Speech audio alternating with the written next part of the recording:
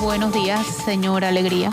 Buenos días, Flor. Buenos días a todos nuestros radioescuchas que nos sintonizan en la frecuencia de Telemetro Radio y a quienes nos ven por streaming en telemetro.com/radio. Hoy es miércoles 2 de diciembre del año 2020. Estamos en el último mes del año de inicio de la pandemia. Y Flor, hay noticias en varios ámbitos interesantes. Hay muchas noticias. Me parece que la más preocupante de todas es que los hospitales ya empezaron a quedarse sin camas para pacientes COVID. Y por un lado, hay que destacar que la responsabilidad es de todos. Pero el gobierno ya han salido a tratar de decir que la responsabilidad es solamente de la ciudadanía. Pero yo también tengo varias preguntas, Guido. ¿Qué hicieron los gobernantes durante estos meses? ¿Hay más medicinas? ¿Hay más insumos? ¿Hay más ventiladores que no sean viejos ni dañados? ¿Qué han hecho por el transporte público? O sea, yo no creo que todo es culpa de las fiestas de la gente. Eso es ser muy superficial. ¿Que se está dando? Sí, pero no es el único factor. Hay una cifra que no han dado. Nunca han sido consistentes con la cifra de la capacidad hospitalaria. Y esa cifra es clave, Guido. Sí. Otra pregunta importantísima es ¿por qué no hay camas ahora? Si hay menos hospitalizados que en julio y en ese momento no existía el Pues yo creo que Figali. yo creo que hay una, yo no sé cómo llamarlo, una circulación en redes sociales de chats alarmistas que hablan de que se acabaron las camas. Pero lo cierto es que, tal como tú lo planteas, hay menos hospitalizados. En el pico de hospitalizaciones que fue en el mes de agosto, llegó a haber 1.600 hospitalizados. Uh-huh. Es decir, y esos estaban hospitalizados en camas de COVID. Entonces, y en esa época apenas se estaba habilitando el centro de convenciones Figali. De manera que yo creo que no hay tal cuestión como que se acabaron las camas. No, hay doctores adentro diciéndolo. Sí, y en las clínicas privadas, pero es que eso no, las clínicas privadas o los hospitales privados no son todas las camas del país. Bueno, por eso es importante que digan cuál es la capacidad hospitalaria. Esa cifra creo que no ayer, la han dado consistentemente. Sí, creo que ayer el ministro la dio en la conferencia. 45%. Solo del seguro. No de todos los hospitales. No de todos los hospitales. Esta mañana la ministra consejera reiteró la cifra de 45%. Ya te digo, es que... Sí. O sea que estamos volando. Hay un 45% de disponibilidad. No estamos volando. O sea, no estamos volando, tenemos un problema serio. Igual forma la disponibilidad de las unidades de cuidados intensivos, también una situación crítica. Lo está reconociendo. 45% disponible en sala. No, en hospitales privados es mucho menos. 45% de todas las camas. En hospitales privados, digo, las cifras son más reservadas, pero estos son los hospitales públicos. Hay un 45% de disponibilidad en todas las camas, lo que incluye la unidad de cuidados intensivos. Es que lo que digo, ayer se corrieron una serie de chats de hospitales privados. Exacto. Pero eso no es la... Sí, pero de hospitales privados. Esa no es la capacidad hospitalaria del país. Pero esa cifra de 45% de disponibilidad es una cifra crítica, perdóname. Claro. Crítica. Y sobre todo si sigue aumentando el número de hospitalizados. Sí. Tenemos menos que en agosto, ciertamente. Mira, bastante 45% menos, 500. a nivel nacional y 35%, todavía más crítica en el área metropolitana. 35% en área metropolitana, lo confirma la propia ministra consejera de Salud. Esa es la cifra real. Perdón. Sí.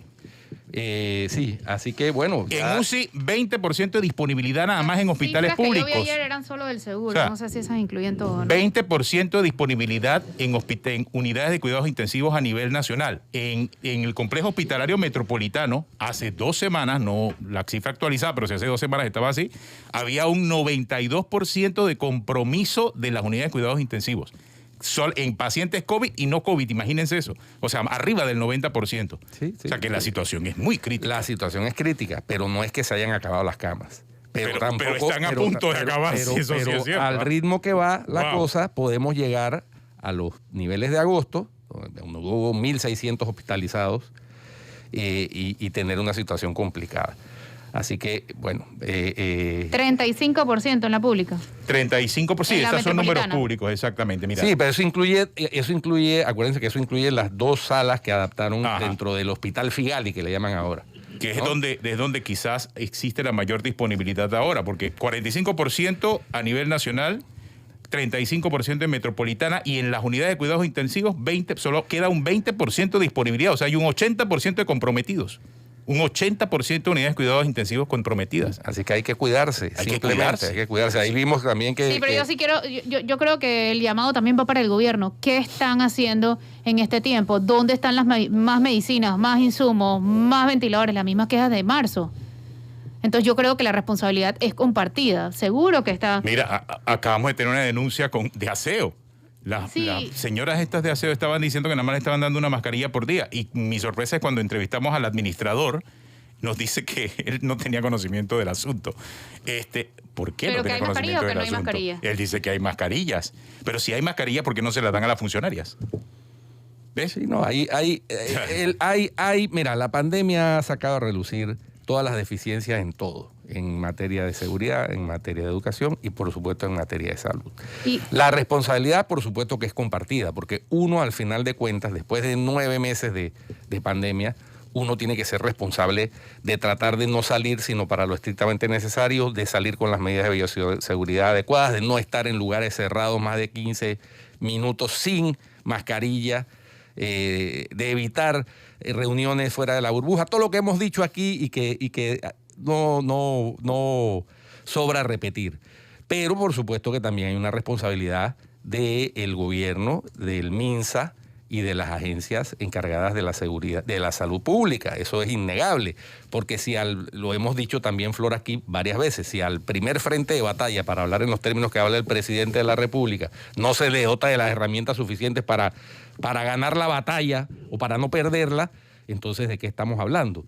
Por supuesto que hay una responsabilidad No, y ayer del también- gobierno y no se vale estar echando cuentos de que No. es que nos dejaron una deuda, porque eso fue hace un año y medio. Y el debate giraba en torno a, bueno, ok, la culpa de los parkings, de los bailes y de la irresponsabilidad de muchos, es cierto, pero también estaban llamando la atención al transporte público, estaban llamando la atención a las oficinas públicas, estaban llamando la atención inclusive a los tribunales de justicia, muchos abogados denunciando que no hay medidas de bioseguridad en muchos tribunales, de que se están viendo los casos de Plaza Ágora, por ejemplo, sistema penal acusatorio, donde Sí. hay inclusive personas que ya han muerto de COVID.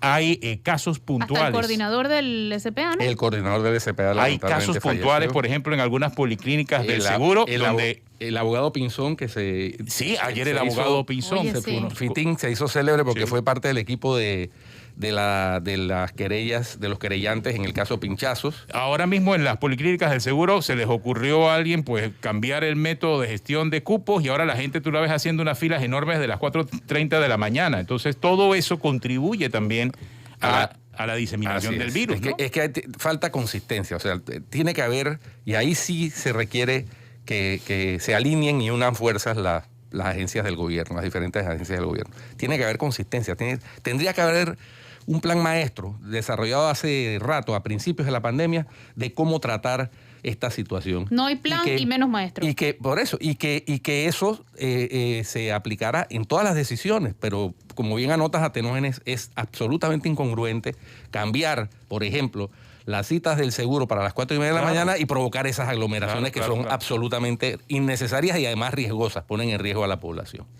Bueno, pero dentro de las buenas noticias, para no llenarnos de pesimismo, ya la vacuna de Pfizer y BioNTech, desarrollada entre laboratorio americano y alemán, fue aprobada en el Reino Unido. Y eso es una noticia que yo creo que es importante. Importantísima en este Importantísima. La otra semana comienzan a poner la vacuna, a administrarla en el Reino Unido. Dice que van a tener inicialmente 800,000 dosis disponibles. De manera pues que la carrera por las vacunas sigue avanzando y sigue avanzando con buenas noticias. Las otras vacunas ya han solicitado, 2 de ellas, la autorización a la FDA de Estados Unidos, que en vista de la urgencia, después de hacer las pruebas y de meterle horas extra seguramente a los encargados de hacer la certificación de ellas, debe estarse aprobando también en el mes de diciembre.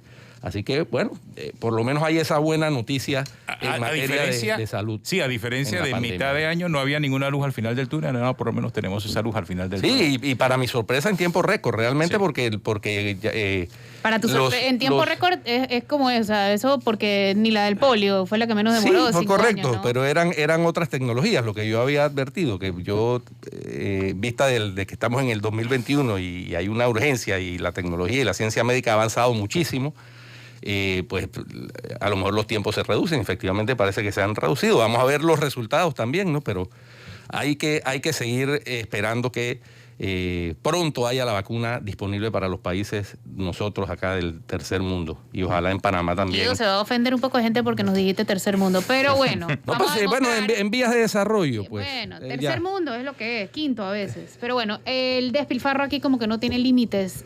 Presidencia está contratando excepcionalmente, como para variar, $500,000, 499 punto algo, en alquiler de toldas, tarimas, pantallas, equipo audiovisual, sonidos y ¿Para comida. qué en esta época? Yo no sé qué es lo que están celebrando esta gente. ¿Y eso para qué? Pero es que lo mismo, ¿ves? Por un lado están diciendo nada de fiesta, nada de parque, nada, y por el otro lado alquilando toldas, De verdad comprando que, comprando en este cajas de país- soda, de cerveza de y licor. No, hombre, no, es que no hay derecho, no hay derecho. Aquí los médicos no tienen insumos. Exacto. Aquí el bono es de $100 y no se me va a olvidar porque lo más ofensivo de la pandemia ha sido escuchar al presidente decir que no puede subir el bono de más de $100 porque la manta no da para más. Pero todos los días nos enteramos de una contratación más vergonzosa e insultante. A mí realmente me molesta cómo no nos respetan, pero ni un poquito. ¿Cómo me vas a decir que van hasta $500,000 en sodas y tarimas y bobadas? Explica. Eso no tiene nombre en este momento. No, hombre, no, Sobre no todo hay porque no derecho. debe haber actividades públicas, y menos en diciembre. No, y mira, ministro ¿Para Zucker qué? por el otro ¿Para lado. qué? ¿Para qué? El ministro Zucker por el otro lado diciendo que es que ellos recibieron el MINSA con muchas deudas acumuladas. Oye, a 1 año y medio de haber llegado, seguir limpiándose con otros es inexcusable. Sobre todo cuando ellos han pedido $7,000 millones en préstamos que a los próximos gobiernos les va a tocar asumir. Entonces, Estaba de más realmente esa son tan parte. inconsecuentes, tan incongruentes y tan... Ah, Floria Tenógenes. Ahora yo después vengo con otra tanda de buenas noticias en materia judicial, ya que hablamos ayer de la justicia. lo de Rubén Moro, lo de Pedro Moro. Está. Y salieron todas después de lo que dijimos. Bueno, Qué es que coincidencia. Dios es grande, Dios es grande. es que eso es así, cuando uno tiene la razón. La Decíamos, tiene. no hay condena, espérate, Ya viene verás. 1, 2, 3. El tiempo siempre le da la razón al que la tiene. Noten esa frase. No siempre, Guido, Bueno, lastimosamente no. Pero Yo vamos a estoy- hablar de ese tema mañana, por cierto. Bueno, Ese va a ser magnífico. nuestro tema. Vamos a mañana. profundizar. Vamos a agarrar aquí. Yo hay estoy- un buen informe de Transparencia Internacional al Magnífico. De respecto. hecho, la Ayer mitad lo que vamos a vi. tener ya está confirmada. y Ayer, todo. mire, ayer salieron 3 Punto noticias. a punto, vamos a verlo. Hay data. Ayer salieron 3 noticias que a mí me llenaron de esperanza nuevamente. La vacuna, No, en materia judicial. La Ah. condena al exalcalde de Arraiján por haber mantenido en la planilla su equipo de fútbol, así cualquiera tiene equipo de fútbol. El Pero Santa espérate, Gema. ya Pineda nada, hizo lo mismo. ya y lo nada, confesó. bueno, ya nada lo salva de ya los 7 nada, años. nada, ya condenado Ya, en firme, casación. condena Casación. en firme. Cosa juzgada ya prácticamente. Eso sí es histórico. ¿ah? Bueno, pero por la misma conducta que hay otros, confesamente lo hacen, el diputado Raúl Pineda, como botón de muestra, en el knockout de Flor, aquí de nuestra compañera Flor, confesó que él tiene a futbolistas emplanillados en la asamblea y que su función es jugar fútbol, ¿no? En los equipos de fútbol en donde Ahora, él tiene interés. No, él no Aclar- dijo eso. En el knockout no dijo eso. No, pero bueno, no lo dijo, pero lo dio a entender, ¿no? Ellos pero- trabajan, dijo. Pero ok. trabajan jugando fútbol. No sé en qué trabajan, Bueno, pero trabajan. aclaremos eso, Guido. O sea, porque en el caso de este señor Pedro Moro, la función de los jugadores era esa. Sí. Ellos eran jugadores de su equipo y estaban emplanillados. O sea, no es que trabajaban, eran botellas. Esa es la razón por la cual hay una condena. Estaban emplanillados en el municipio de Arraiján, donde él era el jefe del... Está bien, pero eran botellas, no tenían funciones. No eran Eran botellas, por eso jugadores, estaba- no eran jugadores que trabajaban, por ejemplo, como aseadores. No sé, pues lo que sea. No, eran botellas y por eso estaban, eran estaban metidos en la planilla con Y no cualquier... Por eso con- no iban a trabajar, esa era la No, razón. iban a trabajar en el equipo de fútbol. Por eso, o sea, eran jugadores, pero en el Estado eran botellas. Eran jugadores en su equipo, pero eran botellas en el estado. Correcto. Esa es la razón de lo que hay detrás. O sea, ellos se presentaban a jugar fútbol y con eso Porque quitaban el salario que le pagaba los impuestos del municipio de Arraiján. Porque yo creo que, y no solamente el caso de Arraiján, puede haber muchos jugadores de fútbol o de otros deportes, otros clubes que trabajen en el estado, pero sí tienen una función real. Bueno, eso se ha dado sobre todo en el béisbol. En el béisbol, por ejemplo, había muchos jugadores de béisbol antes. Yo no sé si se sigue dando, que trabajaban en Pandeportes o en el estadio de Santiago, qué sé yo, y jugaban también para el equipo de pero sí trabajaban. Santiago. Claro, eso es otra cosa. En este caso no trabajaban. Eso es otra cosa. Y les daban licencia cuando tenían que entrenar y todo eso. Esa es otra figura. Acá eran botellas. Exacto. Y se produjo una lesión patrimonial al Estado en el municipio. Bueno, esa es una. La otra... yo en esa me siento muy satisfecho porque esa fue mi última batalla librada como fiscal general de cuentas. La Corte, la Sala Tercera de la Corte, rechazó una apelación del Tribunal de Cuentas contra la admisión de la demanda que presentamos contra una decisión que ya hemos comentado aquí del Tribunal de Cuentas que redujo la lesión patrimonial al resolver un incidente. Eso es desde todo punto de vista absolutamente irregular e ilegal, y así lo vio la Corte al admitir el recurso de nulidad o la acción de nulidad, y así lo volvió a ver la Corte al rechazar la apelación que presentó el Tribunal de Cuentas contra la admisión. Así que ahora le toca a la Fiscalía de Cuentas darle seguimiento a ese proceso, porque ahí hay 26 millones de dólares de nuestros impuestos en juego. La pelota está en la nueva fiscal de cuentas. Sí, claro, 26 millones de dólares, porque la lesión patrimonial probada y reconfirmada en la vista fiscal y en la investigación que hizo la Fiscalía General de Cuentas, en ese caso de riegos de Tonosí, fue de 29.2 millones de dólares. Y el Tribunal de Cuentas le rebajó 26 millones de dólares. Es una decisión que yo, como fiscal general de cuentas, demandé por ilegal. Así que ahora le toca a la fiscal de cuentas, Gualesca Ormachea, darle el seguimiento. Y bueno, y la otra también me satisface porque es una que tiene que ver con libertad de expresión, y fue en primera instancia, el diario La Prensa fue no admitida la demanda que presentó el grupo Panaplátanos de los hermanos Ochi, y además lo condenaron a pagar las costas por $781,000. Acá aprendan a pensar antes de demandar.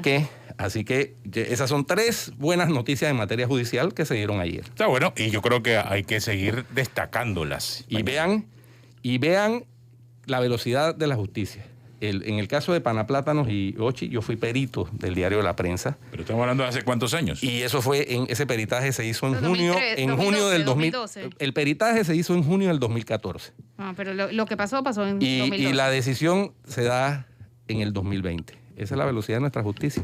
Y esa es parte también del problema, por eso la percepción de impunidad. Independientemente del resultado, la percepción de impunidad es por el tiempo que demoran las decisiones judiciales. Pero ninguno de estos casos que has mencionado son los de alto perfil que nos referíamos ese día, así que no te metas victorias que no te corresponden. No. Tenemos una pausa. Tenemos una pausa. Bien, tenemos al doctor Bruno Hammerslach en contacto, y después de la pausa vamos a estar conversando con él acerca de la situación del COVID. Ya regresamos.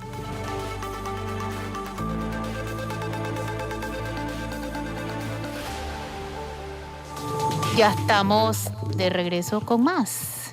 Tenemos al invitado ya en línea. Tenemos contacto con el doctor Bruno Hammerslach, exactamente, quien es especialista y con el que podemos conversar acerca de estos temas del COVID que tanto nos han preocupado, Guido y Flor. Sí, efectivamente, yo creo que la voz autorizada del doctor Hammerslach, que a propósito, uno de los chats a los que hacíamos referencia al inicio del programa fue uno de él que circuló profusamente ayer en redes sociales, refiriéndose a un tema estrictamente en clínicas privadas, ¿no? Y hay que verificar primero si será cierto. Doctor Hammerslach, buenos días, gracias por aceptar nuestra llamada. Hola, doctor. ¿Lo tenemos? No lo tenemos todavía. Mira, ese chat también circuló, un chat de Emilio Saturno, de Daniel Pichel, de Carlos Velarde.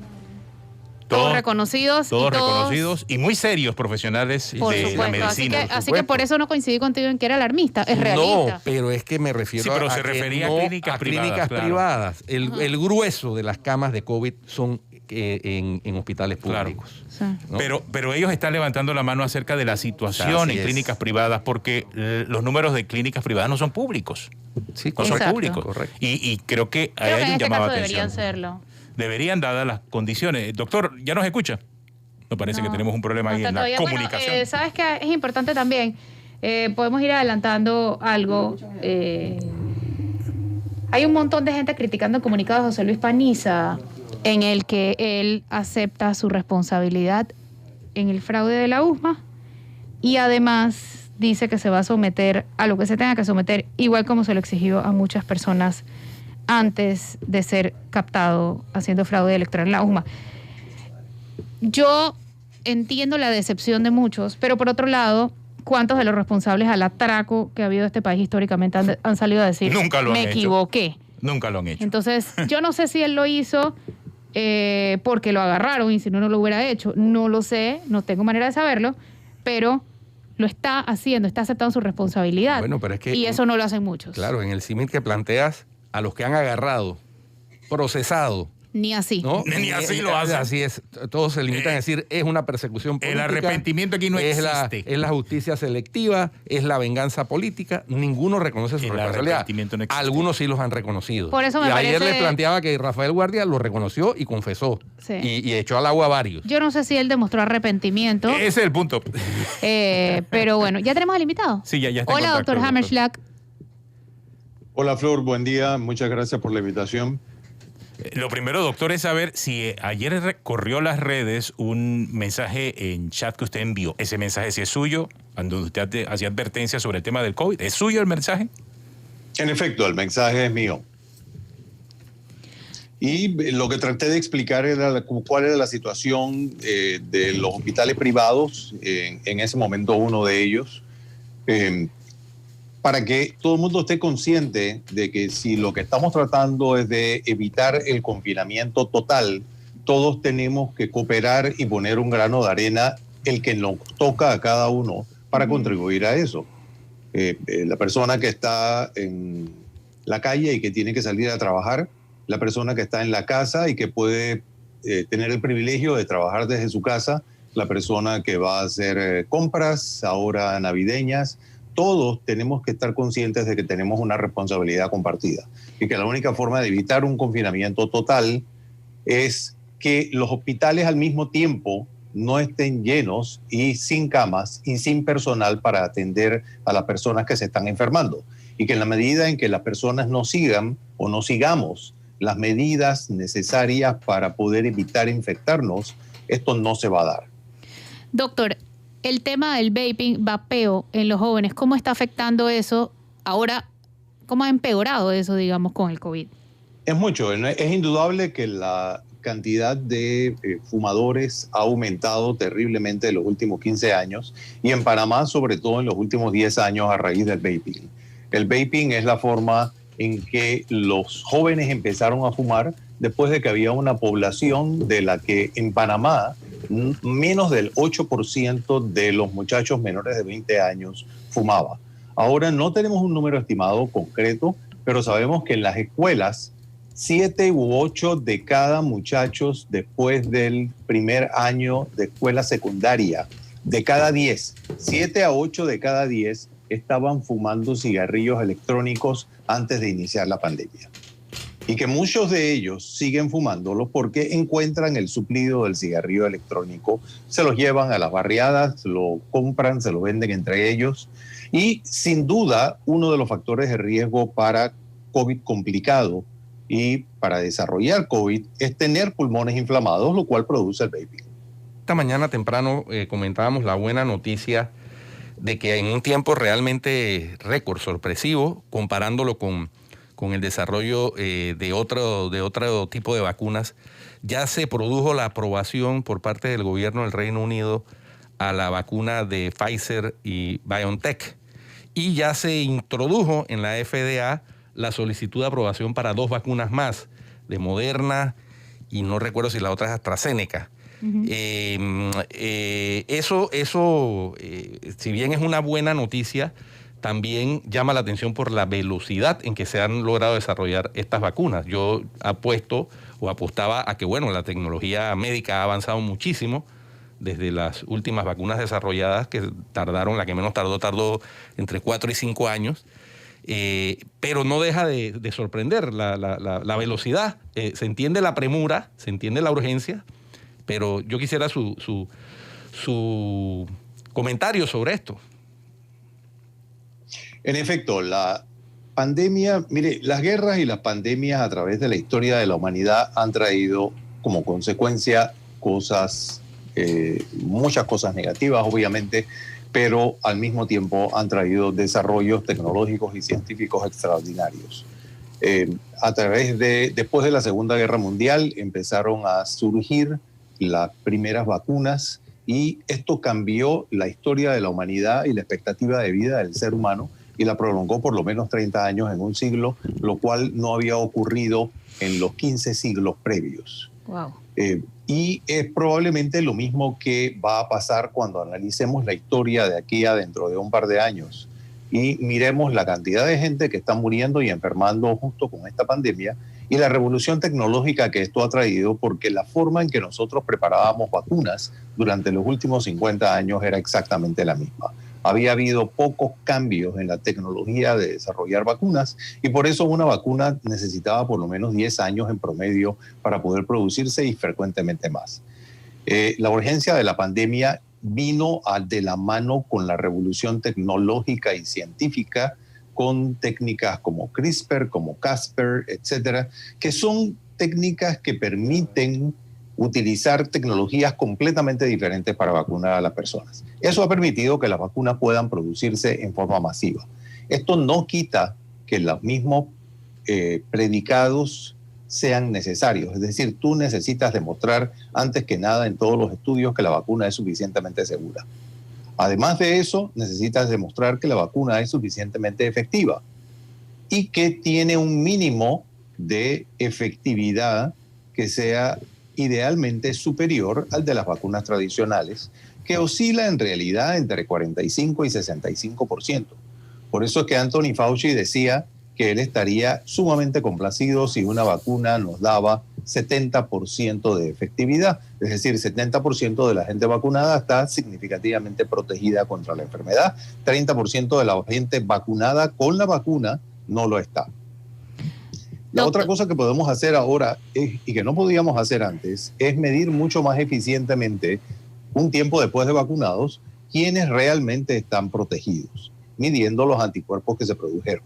Y en eso también se está trabajando, es determinar quiénes de los vacunados no están suficientemente protegidos, tal vez para darles una segunda dosis. Las vacunas tradicionales tienen una tecnología y varias de las vacunas que están propuestas ahora, tenemos afortunadamente dos tipos de vacunas. Una que es la de AstraZeneca, que es una vacuna un poco más tradicional y esperamos que esta nos dé tal vez en el mejor de los casos 70% de efectividad. Hay un estudio que ellos publicaron pequeño que sugiere que podría ser más, eso está por chequearse. Las vacunas de mRNA mensajero probablemente nos den, es lo que ellos reportan y todavía no hemos visto los estudios, la data escrita todavía no la tenemos, pero lo que ellos reportan es por lo menos 90% de efectividad. Así que tenemos que esperar y ver cuál va a ser el resultado de esto. Obviamente a todos nos preocupa una vacuna que no fuese suficientemente segura, pero las vacunas no van a salir sin que haya habido estudios suficientemente demostrados que demuestran la seguridad de la vacuna. Ese es el primer mandamiento de una vacuna. Tiene que ser suficientemente segura y los estudios tienen que poder ser analizados en forma muy crítica antes de que entren en el brazo de la primera persona. Doctor, ¿la vacuna se le pondría a los que ya les dio el COVID o no es necesario? Esa es una excelente pregunta, Flor, porque lo que vamos a tener que hacer es determinar dentro de las personas a quienes les dio COVID quiénes están realmente inmunizados, quiénes tienen suficientes anticuerpos neutralizantes o quiénes tienen suficientes células T activadas. Es decir, tenemos dos tipos de inmunidad, la que llamamos humoral, la que llamamos celular. Una produce anticuerpos y la otra produce células. Y ambas son igualmente importantes para protegernos. Lo que sabemos hoy, y esto puede cambiar, es que probablemente 60% de la gente que tiene COVID, que ha tenido COVID, desarrolla suficientes anticuerpos protectores, y hasta un 40% de gente que ha tenido COVID no desarrolla del todo o no desarrolla suficiente cantidad de anticuerpos protectores para darles inmunidad. Por eso siempre le explico a mis pacientes, el hecho de que te haya dado COVID no te convierte en alguien que está inmune, debes seguir protegiéndote y mejor que como te protegiste la vez pasada. Lo que tenemos que poder hacer eventualmente, y esto también lo va a traer la tecnología, es medir entre aquellos que tuvieron COVID, quiénes tienen suficiente cantidad de anticuerpos que pueden neutralizar y por cuánto tiempo duran esos anticuerpos. Y al mismo tiempo, medir quiénes tienen células, que es el otro tipo de inmunidad, la inmunidad celular, que pueden protegernos. La ventaja de que vamos a tener diferentes tipos de vacunas es que no todas las vacunas van a servir para todas las poblaciones. Si yo tengo una población apartada en Churuquita arriba, es imposible tal vez que yo pueda llegar con una vacuna que necesita el transporte a menos 70 grados centígrados allá. Pero va a haber otro tipo de vacunas. Lo que nos está explicando realmente es muy profundo sobre el tema de la vacuna. Es una voz especializada. Y yo creo que de dónde, dependerá de a quién cada tipo de vacuna. Hay 3 contratos por ahora, ¿no? Sí, exactamente, pero no, te refieres a quién le compramos la vacuna. Exacto. Pero digo, estamos comprando la vacuna con los que están investigando y los que han hecho el trabajo. Digo, hay tres tipos de vacuna por ahora que vamos a recibir. Al tener diferentes tipos de vacunas, estas se van a poder aplicar a diferentes tipos de poblaciones. No solo las que están más cerca o más alejadas geográficamente, sino que hay vacunas que no pueden aplicarse probablemente a niños o adolescentes, pero otras sí. Va a haber vacunas que no se pueden aplicar a personas que son inmunocomprometidas, es decir, que han tenido enfermedades debilitantes como cáncer, como enfermedades reumatológicas, pero otras sí se van a poder aplicar a ellos. Así que si nosotros tenemos 3 o 4 o 5 o más tipos de vacunas, eventualmente va a haber poblaciones que tienen una indicación específica para que en ellas esta vacuna funcione mejor y sí se pueda aplicar. Y esto es completamente novel, porque nunca en la historia de la humanidad hemos tenido vacunas que son específicamente dirigidas a diferentes tipos de población. No es solo tener una vacuna. Recordemos que es seguridad, que es eficacia, que es disponibilidad, cuándo van a estar las vacunas aquí, y 4, cuándo va a estar puesta en mi brazo. Y eso es lo que va a hacer la diferencia. Ok. Doctor, otra pregunta. ¿Con o sin vacuna, cuándo nos vamos a poder quitar la mascarilla? ¿Con o sin vacunas qué, Flor? Perdón. ¿Cuándo nos vamos a poder quitar la mascarilla? Probablemente no en mucho tiempo. Vamos a tener que demostrar que las vacunas han sido efectivas todavía. No creo que el próximo año todavía, Flor. Wow. Ahora, doctor. Acostúmbrate. Ahora, doctor. La odio. Esto es un estimado y miren qué es lo que ha pasado con la salida de las vacunas. Ha salido mucho antes de lo que hubiésemos podido predecir. Sí. Pero el hecho de que tengamos un porcentaje de población vacunada va a depender mucho de un porcentaje alto de población vacunada, va a depender mucho de la duración de la vacuna. Y no cabe duda que el comportamiento de las personas es crucial. Ahora, doctor, si yo tengo un clúster de personas que está en la playa diseminando la infección y tengo otro clúster de personas que está en la situación social completamente distinta a la gente que tiene que salir a caminar, que tiene que salir a trabajar, tengo que insistirle a ambos grupos de población la importancia que tiene cuidarse, usar mascarilla, usar una careta, usar gel de alcohol y el distanciamiento. Yo veo constantemente, yo camino de mi casa al hospital todos los días y veo los ejemplos de estas cosas. Gente que están un grupito de 3 o 4 personas hablando, uno tiene la mascarilla abajo, los otros la tienen puesta y piensan que están suficientemente protegidos a menos de 1 metro de distancia, dándose carcajadas porque los demás tienen la mascarilla puesta. Y creo que los científicos hemos fallado en poder suministrar información entendible e importante, crucial a la población. Doctor, otro tema. El doctor Sass Llorens, por ejemplo, dice que va a resultar insostenible con estos números no volver a cerrar. ¿Usted coincide con su posición? Sí, yo creo que Xavier tiene razón. Yo creo que si nosotros pensáramos en que la meta más importante en este momento es cómo evitamos el confinamiento total, tenemos que cambiar el comportamiento de la población.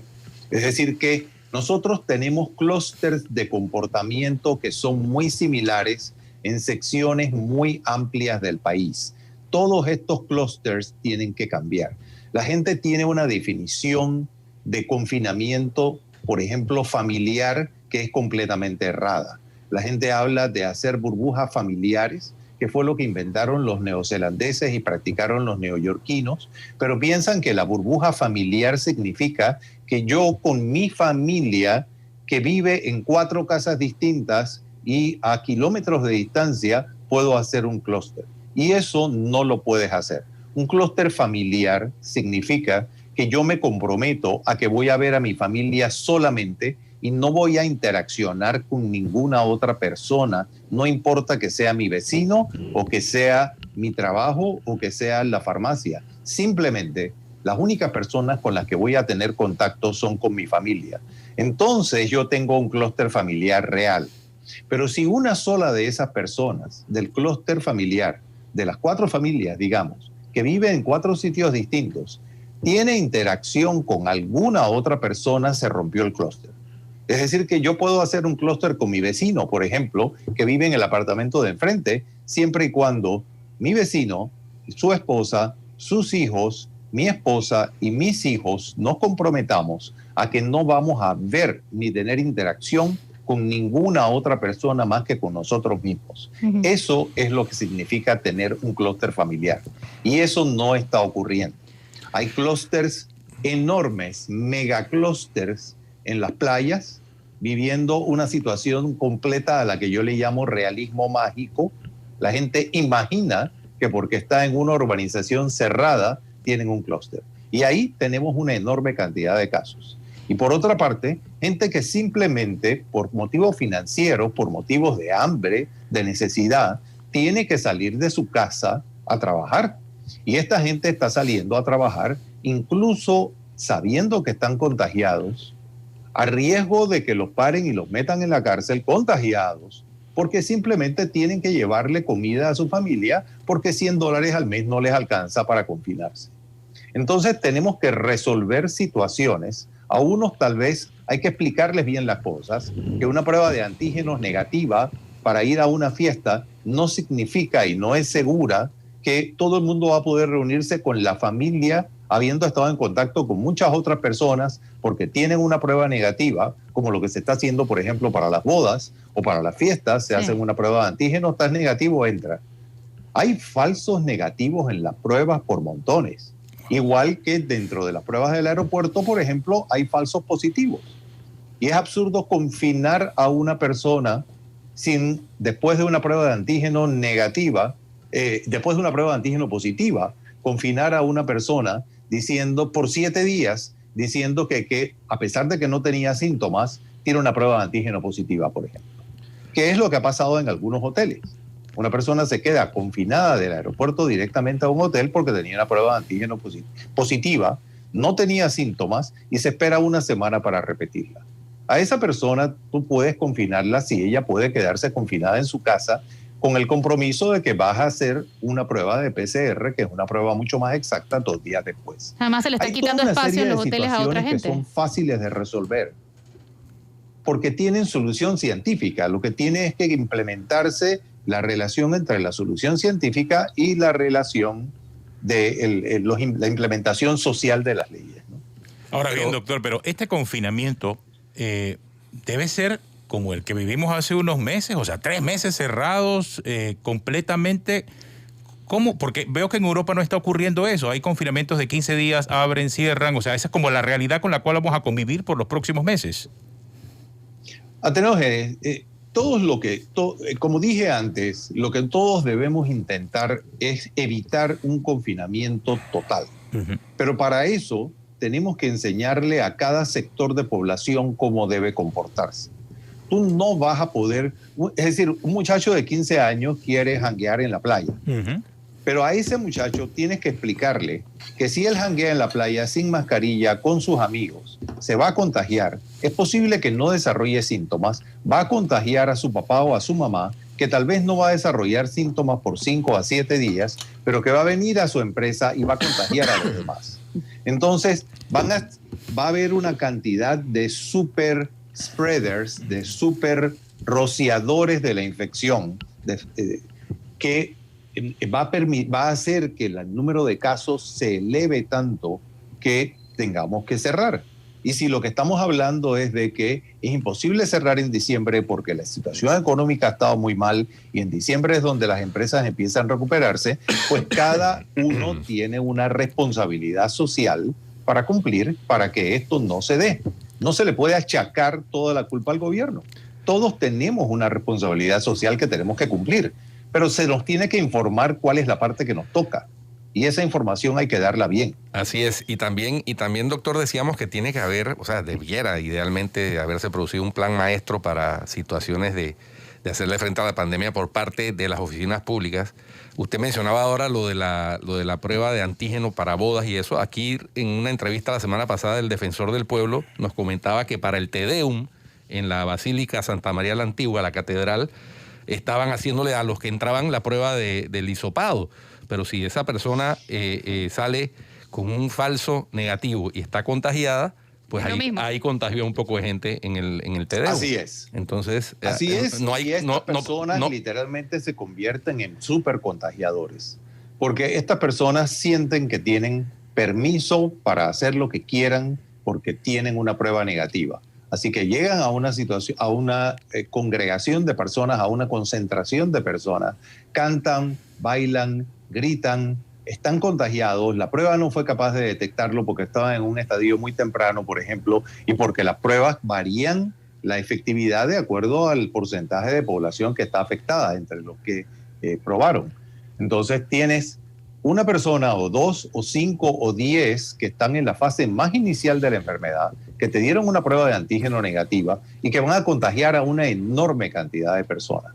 Y de una concentración de 2,000 personas, pueden salir perfectamente 400 o 500 contagiados. Y esa es la realidad. Y si uno mira la historia de la pandemia, esto es lo que ha pasado en muchos países.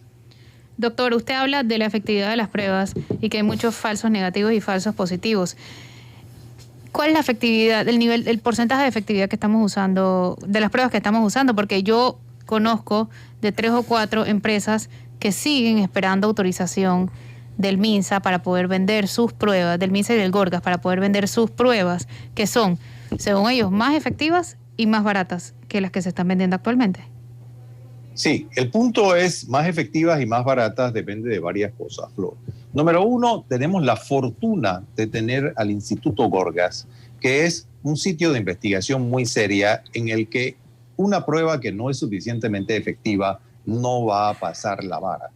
¿Okay? Y eso es algo de lo que yo me siento orgulloso como panameño y es un gran mérito que a pesar de tener un presupuesto cada vez más escaso en investigación, ellos pueden mantener los niveles de controles de calidad tan excelentes comparados internacionalmente que tienen.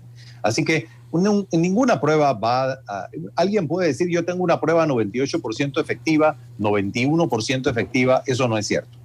Tú puedes probar una prueba y su capacidad para detectar al culpable. Sin embargo, esto va a depender de otras cosas. Va a depender de cuál es el porcentaje de población que está infectada en un momento dado. Va a depender de la confiabilidad de la persona que toma la prueba. Yo siempre he utilizado una analogía en medicina para explicarle a mis pacientes que dice, en medicina tú puedes tener el mejor arco, puedes tener la mejor flecha, pero si no tienes el indio adecuado, no das en el blanco. Uh-huh. Así que la persona que toma la muestra adecuadamente hace una gran diferencia. Tú puedes tener la mejor prueba en la mano, pero si el hisopo no llegó a rascarte el cerebro, literalmente, que es donde está alojado el virus, en la parte de atrás de la nariz, donde lo separa ese conducto con una pared muy delgada con el cerebro, la muestra no va a ser positiva, aunque esa persona esté infectada. Si esa muestra se tomó en el primer día en el que la persona se contagió, o en el segundo día tal vez, la cantidad de virus que hay en ese momento es muy pequeña y es posible que la prueba sea negativa. Sin embargo, si esa persona tenía ya 8 días de infectado y estaba en el 40% de gente que no desarrolló síntomas y la prueba estaba bien tomada, también puede ser negativa. Así que tomar una decisión en base a, vamos a permitir una concentración de gente de 2.000 personas, en base a que todos se hicieron la prueba de antígeno un día antes y salió negativa, es un error. Muchas gracias, doctor, por acompañarnos esta mañana y por sus opiniones y orientación en medio de este tema. Gracias, doctor. 8:54. Gracias por Tenemos una pausa y ya regresamos aquí en Cuarto Poder.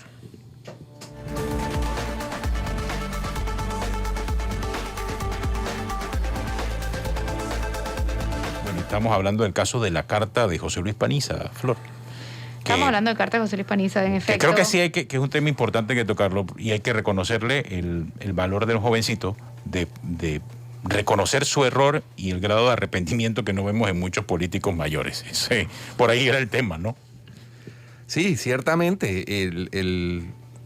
Es que la impunidad de la que parecen gozar, y como dijo el doctor Hammerlash haciendo el símil, se sienten inmunes e impunes, entonces eso hace que en la conciencia de esos individuos no haya el menor asomo de arrepentimiento.